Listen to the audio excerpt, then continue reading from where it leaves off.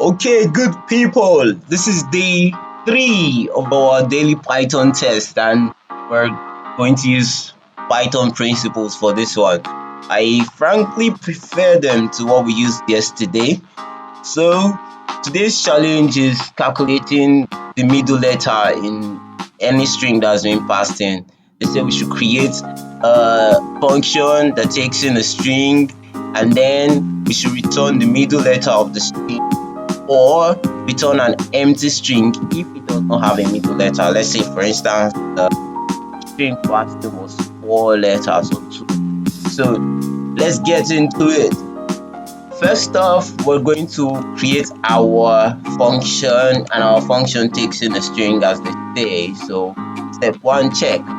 Then we want to check the length of the string. How long is the string or something? So let's say length, and then we simply pass in this string.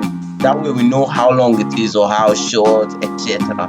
Then the next thing we want to check if it's an even number or an odd number. Even number will simply mean it does not have a middle letter. So return an empty string immediately. So for this, we're going to be making use of modulus, percentage sign.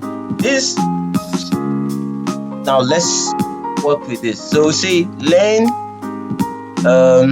modulus 2, that's what we're checking. If len modulus 2 is equal to 0, what modulus is the remainder?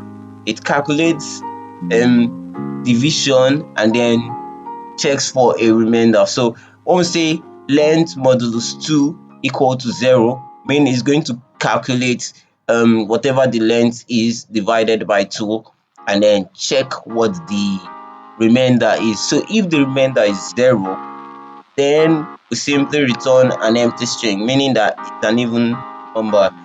So if it's not an even number, then it's an odd number.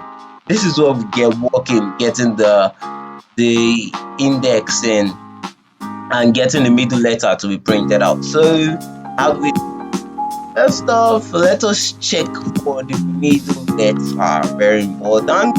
And how we get this is we'll use another math function. This is floor division. Pretty simple, but I should explain the concept a little bit. Floor division simply discards remainder. Unlike modulus checks for the remainder, it returns the remainder to you. But floor division will calculate and then discard the remainder, like approximation. So it's like if you say 5 floor division 2 is going to give you 2, remainder 1 has gone out the window. So that's what we're using here. So say mid letter, we'll check this same length of here.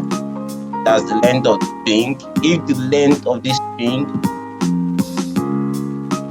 floor divided, I don't know if that's how they say it, by 2, we'll check it, and then that should definitely give us the middle letter. So we'll now return string mid letter. Sorry. Yeah, this should work just fine. Let me just run through it again one last time. You see, first off, we created our function, passed in a string, whichever string the user passes in using our function.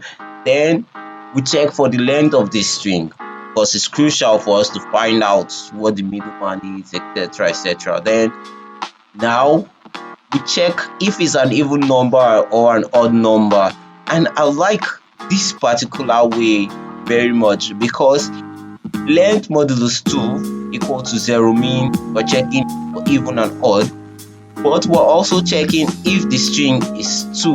Let's say, for instance, somebody sends in something like this and in, this could have brought a problem, but since we're already checking if it's equal to 2, if it's equal to 0, this will also fall into this part, so we have nothing to worry about.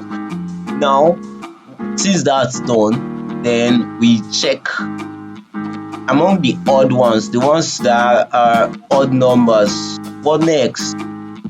We'll check for the middle letter, and using this middle letter we use this floor division that is going to divide this length by 2 or discard the remainder, whatever the remainder is, so that it's always an integer, because index in Python must be integers. It does not accept floating numbers and so on, no decimal places. So then we return this index, the number of the letter that falls within this index. Let me just show you. Now let's test this out. Print mid. Wait, let's just copy this out, and we're going to use this for our own. So run it. Let's see. Yep, it gave us B. And they already said we passed the challenge. So thank you so much. Remember, I do one-on-one tutorials. So if you want to learn Python better, you want to improve your skill, and all these online classes on Udemy and so on isn't really working for you, you can call me out to be your coach. I'll show you exactly how Python works. I'll break down everything. You can ask me questions on the fly, and thus I think I'm a very decent person to talk to, like I'm friendly. I mean, alright, catch you in the next one tomorrow. Keep coding. Goodbye.